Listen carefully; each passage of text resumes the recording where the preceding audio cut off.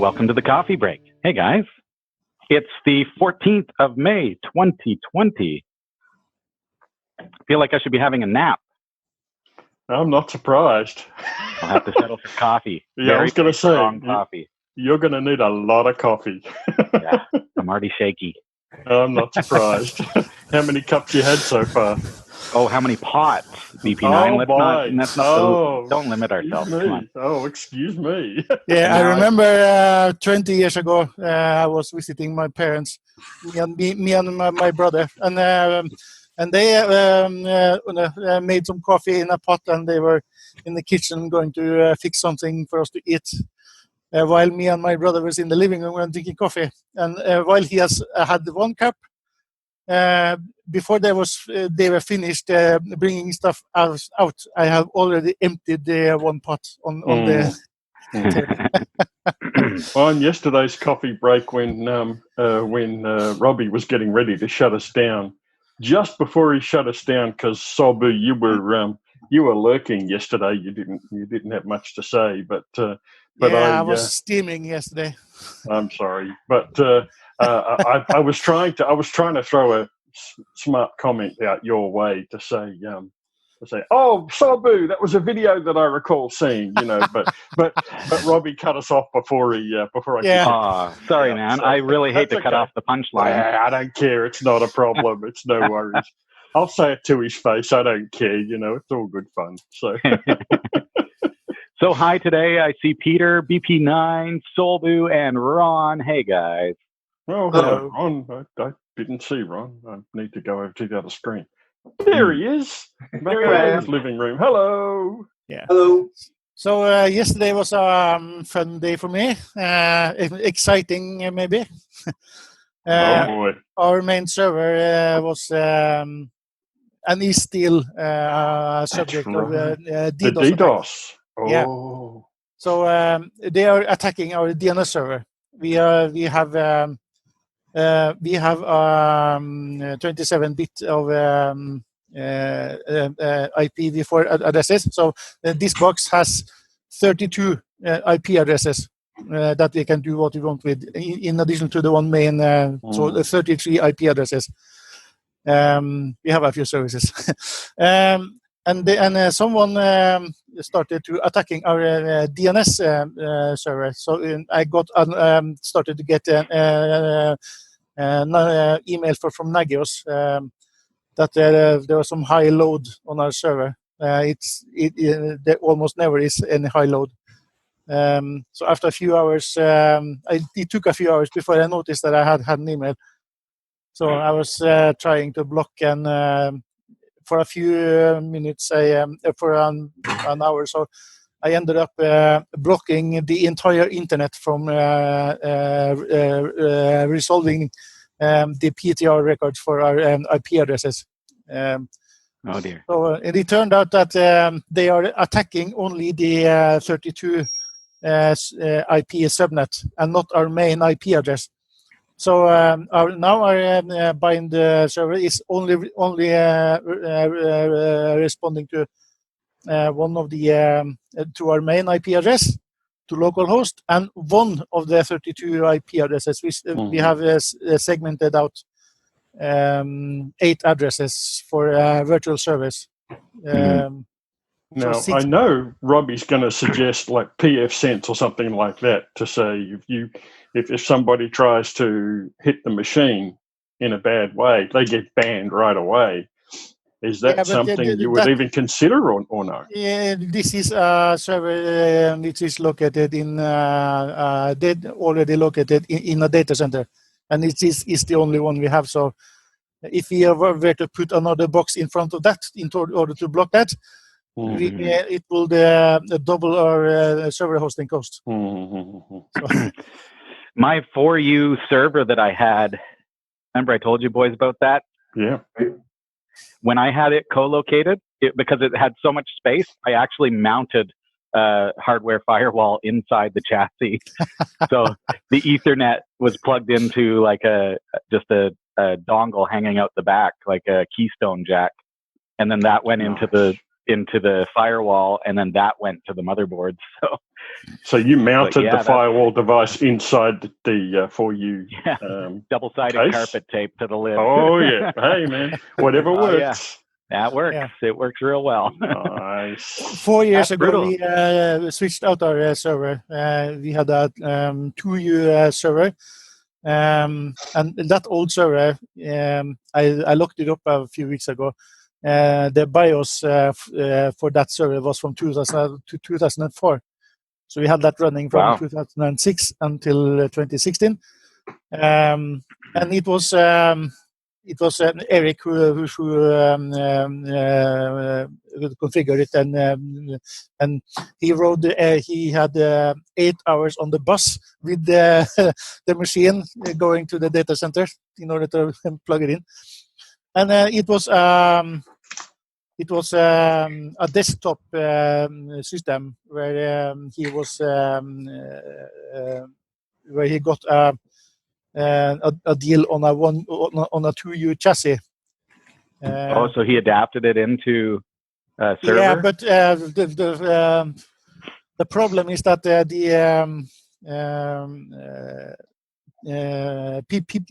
PCI cards, the VGA cards, you need a 4U chassis in order to mount those.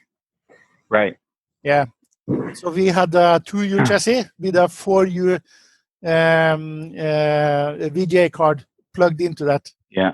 Yeah. So a friend of ours who lived down in that area, it took this. It was just in a few months. First month I was setting it up, so it was nothing important on it yet.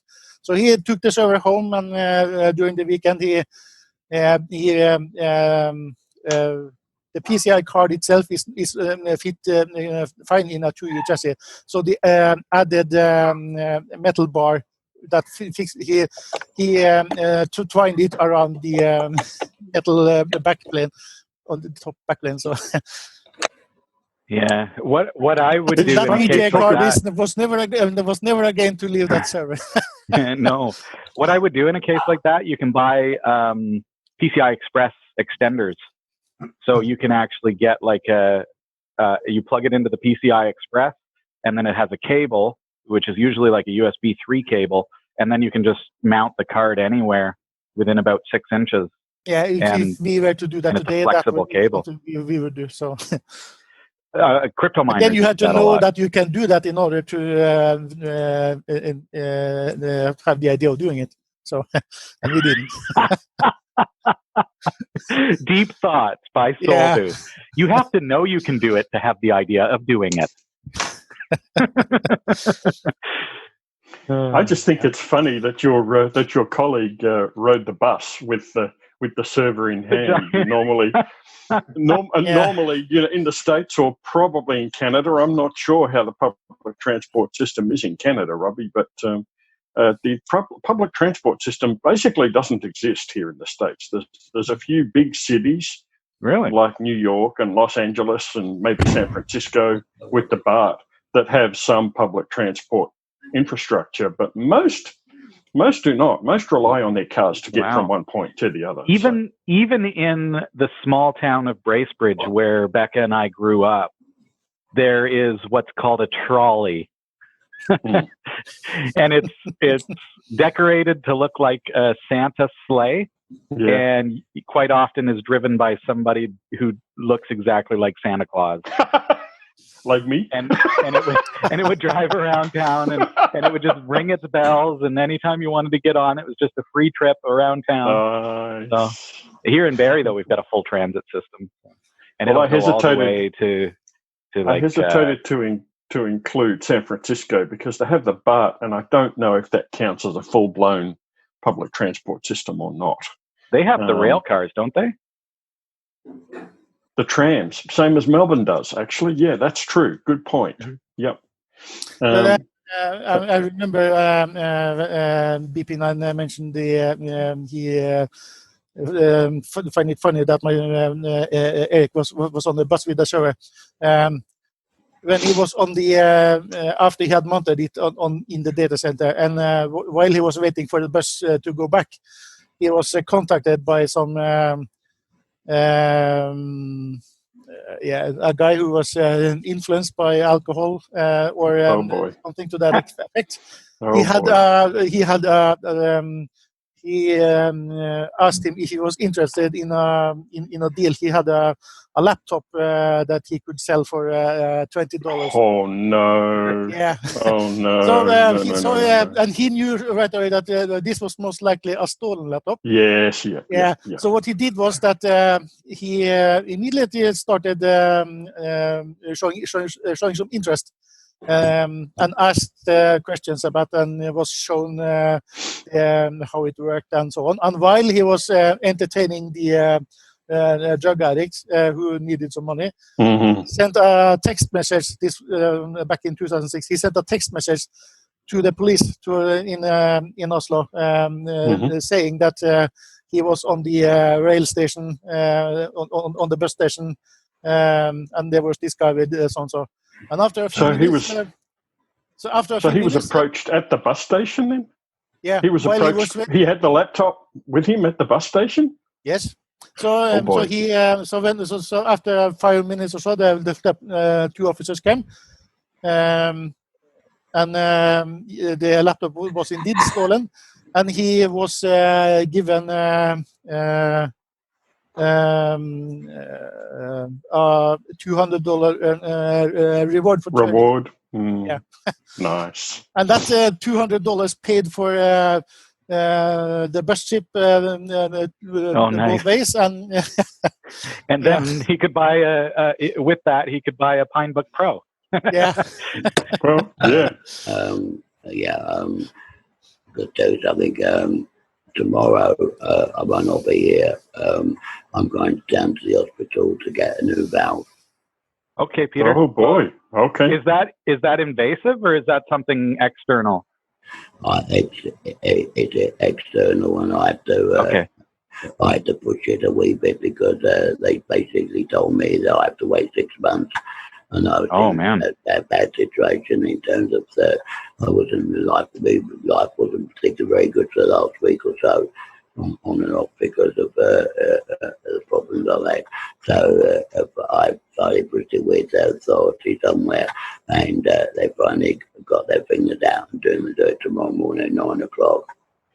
Are you going to be under general anaesthetic when they do that, Peter, or are they going to put you to sleep for that? No, they just do it without anesthetic. Okay. Yeah, sounds like this is an external component.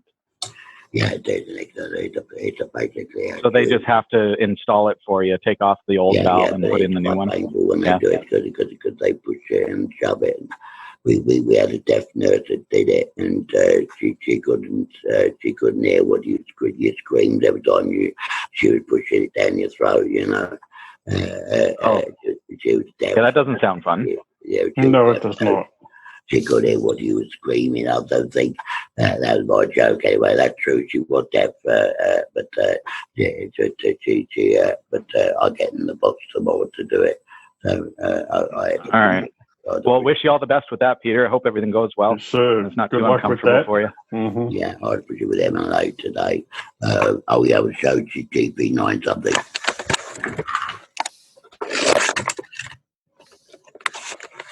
Can you see that on the screen? I see a bubble in the middle of the picture. Is that? Oh, that's a screen? I thought that was a window. No, that's not in there. What other? What is that? A screensaver? Out of sci-fi. That's 3D graphics, and I don't need that's real time. Very nice. Yeah, very nice. Yeah, I don't need one. I put the match. I called it Mercury because it looks like Mercury. Yeah. Yeah. So something I thought designed it this morning. I playing around with the maths, and I created the equations and just stuck it into the 3D thing, gave me the software and wrote some software around it and got it to work. Very nice, Peter. Very nice. On it as well. It works on Linux as well, by the way. Good. The best screensaver I ever had. I still have a copy of it, just for in the early 90s, there was a screensaver. You could get Johnny Castaway. Yes, I remember that. Yeah. The best screensaver ever. I've never made a screensaver. However, I did make, in public school, I made a boss key so that whatever I was doing, I could hit a hotkey and it would look like I was using WordPerfect 5.1. Yeah, so if the teacher came by, I'd hit the key and boom, it's WordPerfect, and I'm just typing away, and it looked exactly like it. I had a game. It was a music CD where it had some software that you can, and it was not some obscene, but it was in some situation it was not safe for work, so to say. It was a youth program of some kind, and in the bottom of the screen, you could. There was an icon that you can press, and when you press that, it opened a full-blown spreadsheet, so it looked like you were doing some calculations. Something important. The dreaded boss key. Yeah, I never did anything that was like anything other than benign. However, I did stuff that I wasn't supposed to be doing. So, if I got caught, the teacher would, kick me off the computers or whatever. And back then, the schools didn't have a computer for every kid. It was like you were lucky if you got on the computer. That's what Doug did. That's what Doug did to the USB stick yesterday. What's that? That's what the dog did to the USB stick yesterday. It still works, but the case got rather chewed. I've got another case here, which is an old thing here. I'm going to take the case out and put it into the new case because she chewed it up. It's still got software on, though. She got off the bench. Yeah, okay. So the dog chewed up that USB stick. Is that what happened? She got it. Okay. Oh no! Yep. She got it off the. That's what happened. She got on my bench and she looked for food or something, and then she saw the USB stick and she took it and munched at it and cracked all the case on it. But the USB stick's all right. I checked it today. It seemed to be reading properly. I'm very lucky because I've had other ones where she's done it and cracked the USB stick totally. They don't like it. She's just very inquisitive, I think. She's very inquisitive, So Robbie, I checked out that Git project that you linked to in yesterday's Cat5 TV _ captions. Yes, and it's hilarious. It's hilarious. I never said it was perfectly accurate. You're right about that. Yes. I did look at. I did not see last night's run because I looked at it before yesterday's coffee break was rendered. But what surprised me is there is captions there for every language, not just English, but for Swedish and all the other. That just boggles my mind. I wanted that because I wanted to make it more accessible. Did you? You didn't write the program. Though. Yeah.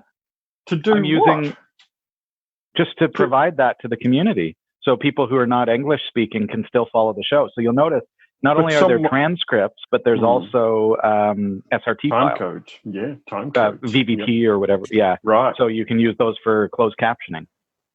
But you say you wrote the program. You wrote something to convert the voice into captions, didn't you? In English. Or did you? And then it pipes it through the Google Translate API. And then then spews out the same file but in a different language.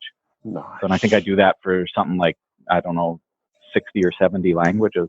Yes, that's what I was saying. I was surprised. But so if you want to have a good laugh, then you could take an English paragraph of something, put it into Google Translate into some other language, and then and then put it back again. We're gonna overdub it.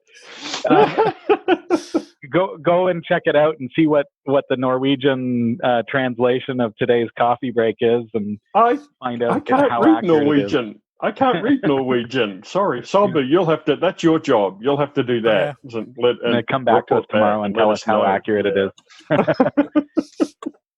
We did on Category 5. I don't know if you guys ever caught it.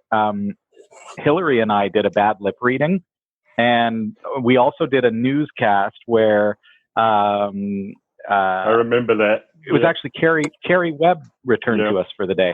And Carrie had to do the news, I think, if I recall correctly, having been translated into multiple languages and then back to English.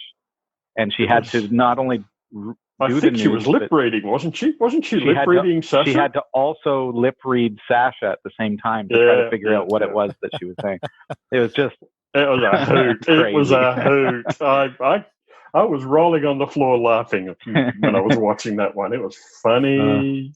We should do some fun stuff like that sometime. Yes, yeah.